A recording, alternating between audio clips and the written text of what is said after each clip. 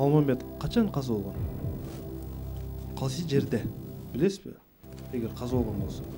Мен билишимче ал башка улуттан болгон, Кытай. Анан ошол Кытай жакта өлгөн болуш керек. Менде толук маалымат жок, бирок алыс жерде өлгөндүгү үчүн ушул салт башталып калган болушу мүмкүн. Түшүнүктүү. Мен туура жоопду айтам. Манас эпосунун эң негизги бөлүгүнүн бири бул чоң казат. Чоң казатта Манас көптөгөн кыргындардан айрылган. Алардын бири Чубак, Сыргак жана 40 чоронун ичинен 12 баатыр дагы каза болот. Бул жерде Алмамбет дагы бар. Урматтуу угайдылар. Бир адамга Манас өкүрбөшү мүмкүн эле. Бул жерде бүтүндөй бир топ каза болуп атат. Өзүнүн ишенген эң жакын чоролору, андан сырткары 40 чоронун ичинен дагы 12си каза болуп атат.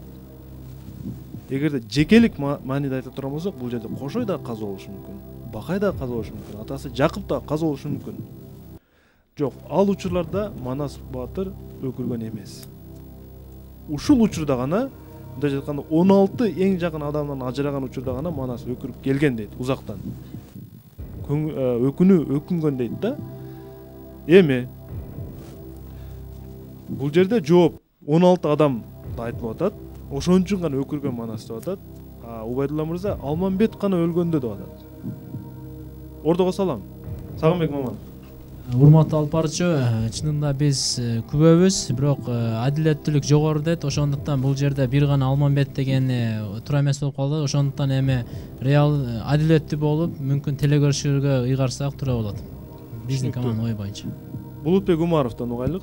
Негизинен ошо Манас эпосундагы эң чоң жоготуулардан болуп, ошо чоң казаттагы чоролордун, андан кийин ошол эле жолдоштору, алардын өлүүсү болгон. Бул жерде биздин билермандар бир эле ошону бир эле каарман айтышты, Алмамбет деп. Бул жерде жооп туура эле, негизинен бир вариант. Андан кийин адилеттик үчүн айтсак, бул жерде туура эмес болушу мүмкүн. Демек, сиздин оюңузча? Менин оюмча телекөрүүчүлөргө ыйгарабыз. Түшүнүктүү. Демек, эки капитандан, мен негизи 3 капитандан сураймын. Эгер экөө бир тараптуу жооп айтса, бул маселе чечилет. Мен 3-чү капитандан деле муну сураштын кажети жок деп ойлоймун. Эсеп 3-1. Мен телекөрүүчү ыйгарамын анда. Одон чечим менен. Мен ойлоймун, бул жерде адилеттүүлүк болду деп ойлоймун. Балким жалпылап айтканда, Убайдулла мырза, жалпылап айтканда,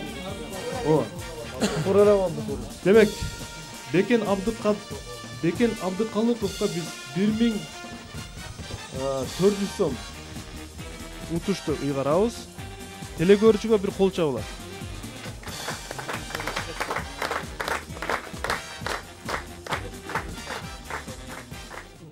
Көрсөтүүнүн башкы демөөрчүсү коомдук ишмер Рустам Маманов.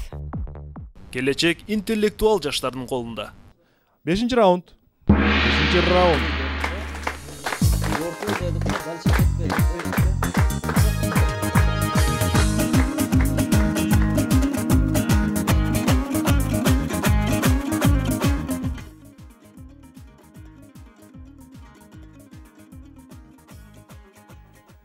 Өзгөн районунун тургуну Канат уулу Улан сиздерге каршы суроо жөнөткөн. Суроосунун байгеси 1400 сом. Урматтуу билермандар. Мониторго көңүл бурабыз кайра эле. Мырзабек. Сизди угуп жатам. Эмнени көрүп турасыз? Алма. Тиштелген алмабы же кесилген алмабы? Тиштелген окшойт. Бул бир компаниянын логотиби. Кайсы компания билесизби? Apple болушу мүмкүн. Apple. Туура айтасыз. Бул компания, корпорация эмнени, кандай продукция чыгарат мырзабек? Бул компания баягы информационный программаларды чыгарса керек. Маалымат. Мен сиздерге дагы бир сүрөттү бердим. Бул жерде да алма турат, эмне деген жазып турат? Бай. Бай. Урматтуу билермандар, суроо. Жогорудагы монитордогу алма менен бул алманын бир байланышы бар. Жалпылап айтканда, бул жерде бир нерсе келип чыгыш керек. Жогорудагы алма менен бул алманын бири-бирине кандай байланышы бар? Минута кетти. Жок, бул 5 октябрь деп турат го, ошо Apple'дин жетекчиси өлүп калды го жакында. Может, ошого байланыштуу эмеспи? Ошон үчүн бай деп туруп ошон үчүн чыгарып койгондур. Жетекчиси аты ким эле? Числода бекер турган жоктур да, мүмкүн. Аты ким эле? Вариант. Битте ошол эле. Дагы вариант. Бул тиштелген мониторинде демек кесилип калды да бул. Жок, бул кесилгенде маани болбош керек. Бул жерде эки алманын ортосундагы байланыш. Дагы варианттар айта берме. Эмне үчүн кызыл коюп атат бул жерде? Кандай байланыш бар? Может, карадыр мүмкүн. Бай деген Аты ким эле? Ким билет эле атын? Аты ким эле? Өлгөнүнө байланышы Ким билет? Мүмкүн башка. Бул просто алманын цветине. Apple, все-таки Apple'да бул алманын сүрөтү алма, бул да алма. Алманын сүрөтүн цветин эмес. Ким билет, байланыш мүмкүн ошолдур. Нермандар, вакыт аяктады. Абдыкадыров ким жооп берет? Бул суроого Досматов Мырзабек жооп берет. Досматов Мырзабек мырза. Эмнени түшүндүңүз? Биздин оюбуз, мен өзүм жеке түшүнгөнүм, команда дагы эле макул болду окшойт. Бул жерде алма турат, бай деп, кош деп жазылып турат. Ошондой эле дата турат. 5 октябрь 2011 депчи. Ошондой эле биз билебиз ушу жакында кайсы датада экен билбеймин го. Ошо Apple компаниясынын жетекчиси, аты дагы эсимде жок азыр. Стив Джобс ааламдан өттү да. Мүмкүн ошого байланыштуу, Стив Джобстун өлүмүнө байланыштуу ушул алманы коюшкандыр. Котормасы кандай болот мааниси? Кош бол Джобс деп да. Мен пикирим ошундай. Сиздин пикириңизди мен кабыл алдым. Сиз айткан Стив Джобс өзүнүн логотипинин аркасында турат, мониторду караңыз.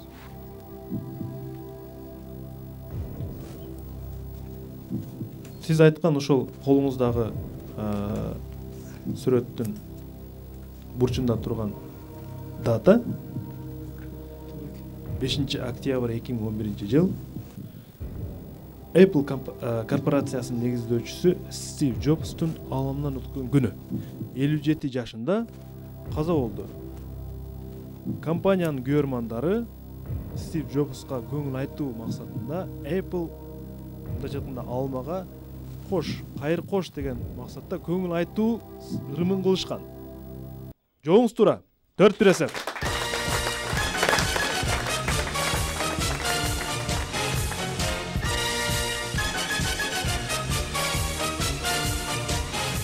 Демек, 1400 сом 5 раундда командага Убайдулла мырзанын казынасына өттү.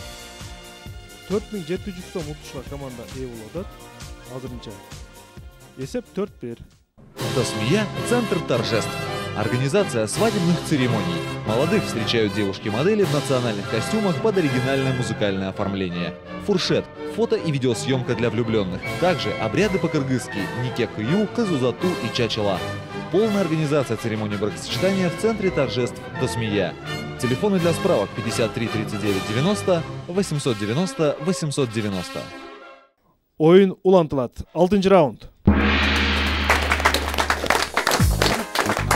раунд. 2011 жылдын декабрь айынын соңунда биз жылдын мыкты оюн өткөрүүнү сиздерге айтканбыз. Кайсыл команда өзүнүн мыктылыгы жана өзүнүн активдүүлүгүн көрсөтсө, ошол команданы биз жылдын мыкты оюнун атайын чыгарылыш кылып ойнотобуз. Бул жерде теле көрүүчүлөрдүн суроолору менен. Ал эми 6 раундда болсо Блиц турга кезек келди. Супер Блиц. Демек, 1500 сом акча коюлат Супер Блицке. Ар бир суроого 500 сомдон акча коюлган. Сиздерге каршы биринчи суроону Бишкек шаарынын тургуну Мээркан Касымалиева жөнөткөн. Экинчи суроону Токтогул районунун тургуну Майрамбек Маметкулов жөнөткөн. Жана үчүнчү суроону Ош шаарынын тургуну Салкынай Кошокова жөнөткөн. Ушул 3 суроо бүгүнкү билетке коюлат. Мен биринчи суроону сиздерге окуймун. Убайдулла мырза. Улжадам урматтуу алпарчы. Үйүңүздө гардеробто канча костюмуңуз бар? Мен бай эмесмин, азыр эле 2-3. 2-3. Канча көйнөгүңүз бар? Билбейм, 4-5 болса керек. Түшүнүктүү. Эми бизге айтканыңыз ушунча болду. Урматтуу билермандар. Эгерде мен Убайдулла сиздин өзүңүздү мисал кылып алсам дагы болот. Эгерде сиздин жубайыңыз кандайдыр бир туугандардын кечесинеби же курбусунун кечесине барам дей турган болсо, сизге арызданып калышы мүмкүн кээде. Убайдулла, мен кийерге эчтекем жок дейт. Айтканбы ушинтип? Айтат көрүнүш, болуп турган көрүнүш. Бул сөздөн биз аялдардын bunday сөзүнөн биз эмнени түшүнөбүз? Анын болгон кийимдердин бардыгын буга чейин кийип баргандыгын жана жаңы кийим кийиш керек экендигин түшүнөбүз. Ушундай Убайдулла, же сиз башкача ушундай түшүнөсүзбү сиз деле? Мисалы, Убайдулла мен кийерге эчтекем жок десе, жаңы кийим алып бериш керек экен деп ойлойсуз да?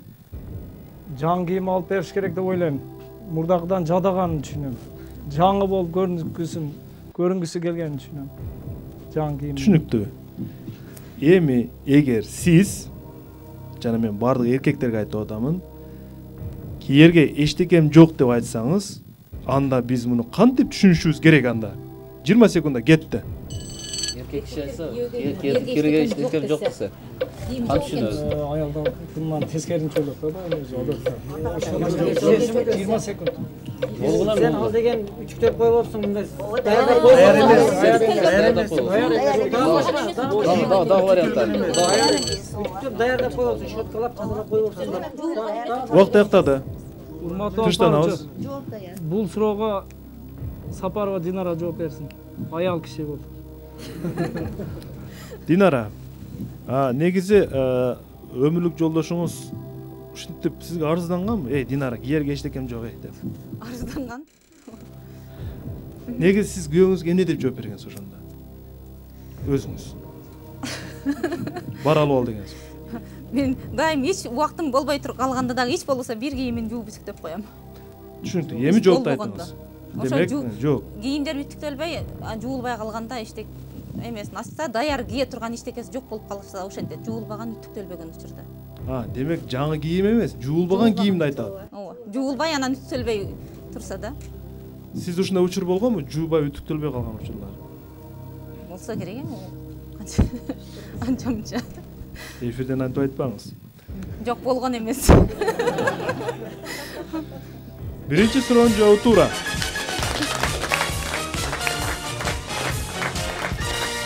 $500 акча сиздерге өтөт азырынча. Бирок упай ачылып элек азырынча. Чындыгында ошондой экен, бул жерге эркектер назарга тутканы ошо мурдагы эле кийимдин жуулбай үтүктөлбөй калганына кейит экен. Экинчи суроо. Токтогул районунун тургуну Майрамбек Маметкулов суроо жөнөткөн. Индия мамлекетинде негизинен бурчак, нокот, соя жана башка ушул сыяктуу өсүмдүктөрдү көп эгишет. Себеби бул өсүмдүктөр кандай болот Убайдулла? Бул азыктар Калориялуу жана калорияга бай, белокко бай келет. Эмне үчүн Индияда бул өсүмдүктөр башкалар өсүмдүктөргө караганда көбүрөөк эгилет? Себеби эмнеде?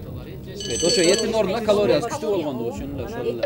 Мына айтканда суу жок баягы. Суусуз эле баягы Суу жаңгыр көп да жакта. Экинчиден эт жешпейт. Эт жешпейт. Негизинен эт жешпейт. Булар калориялуу эт тамак. Буддизм. Эт жебегендиги үчүн. Вегетариан. Как бизге суу албаса. Майли жеке жооп берсин. Убакыт бүттү. Урматтуу алпарчы, бул суроого Канай Межекеси жооп берет. Канай Межеге бир кол чаап коелучу. Жооп бериңиз. Урматтуу алып баруучу, мен азыр өтө бактылуумун, себеби менин өзүмдүн окуучуларым ушундай жакшы жооп берип атышат. Ошон үчүн сизге дагы рахмат. Ушундай мен мугалим катарында Туура, сиз түшүнүктүү. Мугалим катары баа коюп атасыз. Ал эми азыркы сурооңузга биздин команданын жообу төмөнкүдөй. Себеби Индия мамлекети баарыбызга белгилүү, бул буддизм динине кирген калктар көбүрөөк жашашат. Ошондой эле ал жерде эт аз жейилет, өтө аз өлчөмдө жейилет. Ошондуктан мына эгилген нокот, соя, бурчактар өтө калориялуу келгендиктен ушул эттин ордуна алмаштырып калориялуу үчүн пайдаланышат. Демек, эттин ордуна эмне үчүн эт жешпейт? Себеби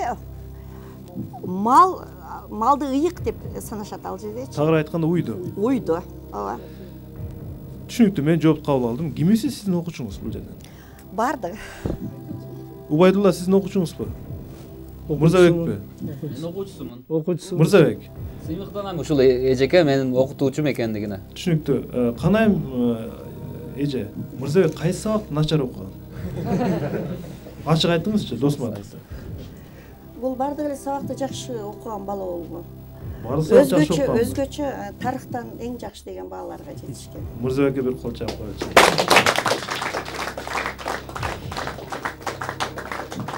Экинчи суроонун жообу дагы туура. Бул суроонун 500 сом дагы сиздерге өтөт. 1000 сом болду. Эми үчүнчү суроо, эгер ушуну туура тапсаңыздар, билет турду жеңген болосуздар. Ош шаарынын тургуну Салкын Кошокованын суроосу. Билермандар.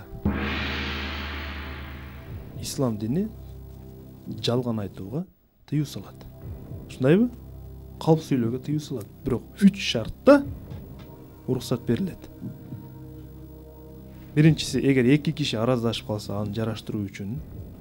Экинчиси, эгер жубайлар араздашып калса, бири-бири менен жарашуу үчүн колдонсо болот. Үчүнчүсүчү кетти. Ошол эгерде өзүнү баягы душманга каршы айла иштетүүдө жалган, зулум эмес. Душманга айла иштетүүгө уруксат берилет ислам дининде. Анан баягы эмне болсо дагы жанагы аялы бир нерсени дайындаган болсо алып ал бүттү.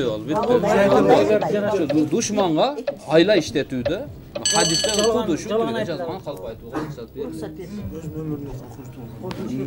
Ким жооп берет? Урматтуу Мырзабек Досматов жооп берет. Досматов. Бул хадисти окуганбыз, бул хадис боюнча ошол үчүнчү шарты өзү экинчи деп айтылат. Экинчи шарты ушу душманга каршы айла иштетүүдө жалган айтса болот. Мүмкүн душманды кандайдыр бир кыйтырлык менен жеңүү максатында же болбосо колго түшүп калган мезгилде аны алдап качуу максатында ошол мезгилдерде калп айтканга уруксат берилет исламда. Жооп туура. 5-1 эсеп.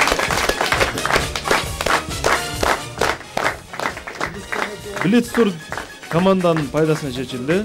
Демек 1500 сом толугу менен Убайдулланын казынасына өтөт. Азырынча эсеп 5-1. 6-чы раунд соңуна жетти. Ушул раунд ойнойлук, андан кийин мен тыныгуу жарыялаймын кыскача, андан кийин да оюнду улантабыз. Көрсөтүүнүн башкы демөөрчүсү коомдук ишмер Рустам Маманов. Келечек интеллектуал жаштардын колунда. 7-чи раундга старт беребиз. 7-чи раунд.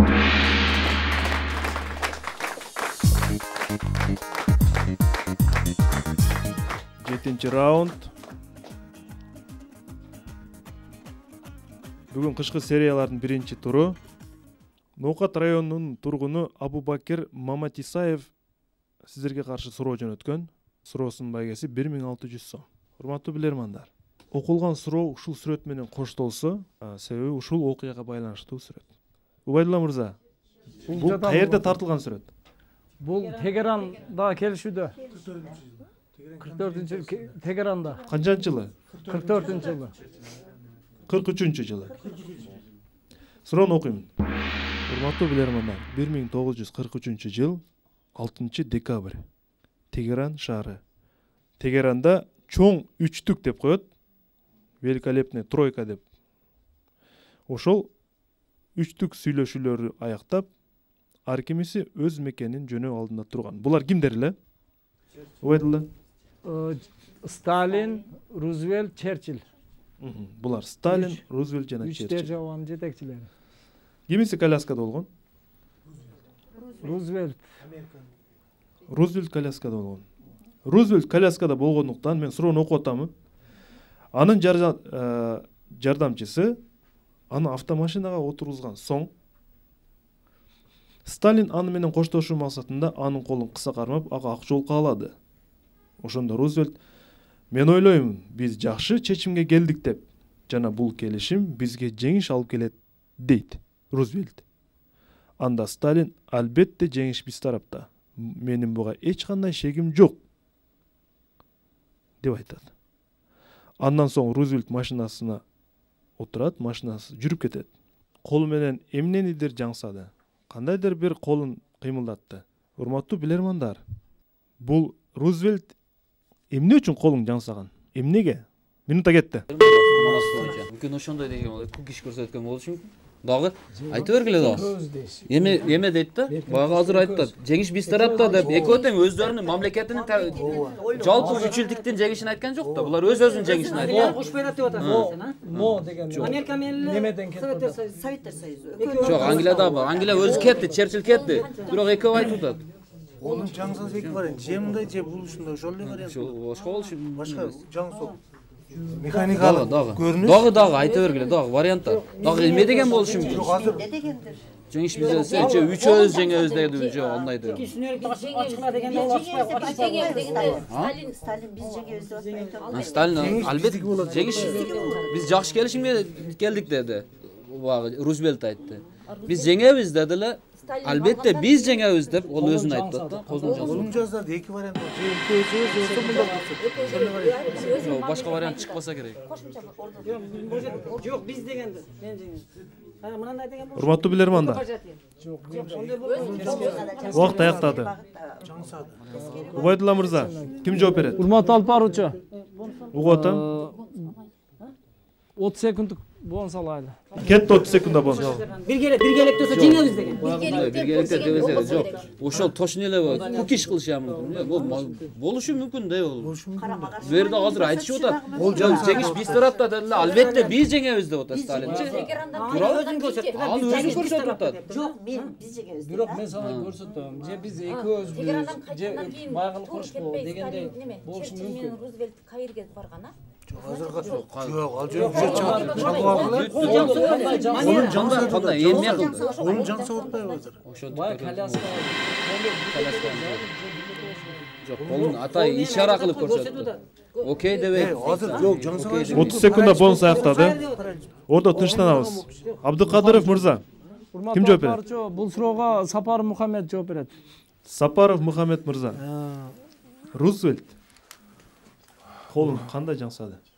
Бул жерде азыр коляскадагы адам мен 3 вариант айтышым да мүмкүн болуп атат да. Машинасына отурду. Машинасына отуруп кетип атып кылган да, кетип барат жатып кылган. Ушу көрсөткөн да. Айтыңыз. 3 вариант болуп атат. Биринчиси бул окей, экинчиси бизге биргебиз дайыма, үчүнчүсү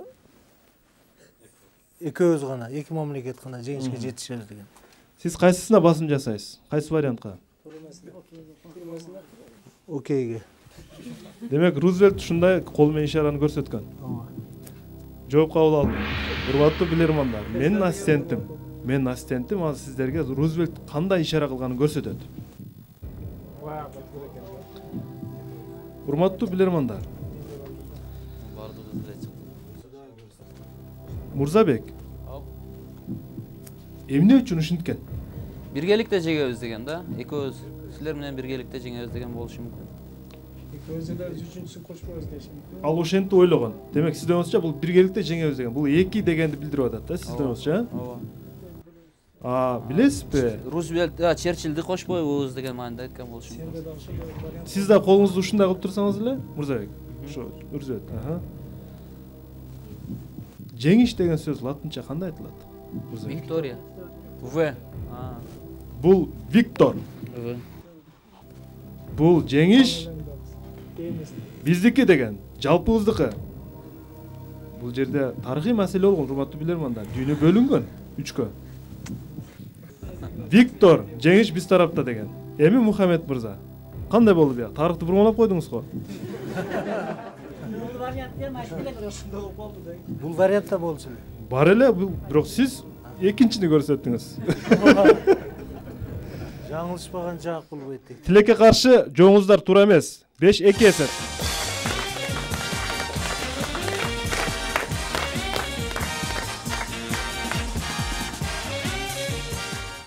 Досмия – центр торжеств. Организация свадебных церемоний. Молодых встречают девушки-модели в национальных костюмах под оригинальное музыкальное оформление. Фуршет – фото и видеосъемка для влюбленных. Также обряды по-кыргызски – нике-кыю, казузату и чачала. Полная организация церемонии бракосочетания в центре торжеств Досмия. Телефоны для справок 53 39 90 890 890. Мырзабек мырза. Сизди угуп жатам. Өз колуңуз менен Юланы айландырып койбойсузбу? 8-раундга старт берип. Бисмиллахир-рахманир.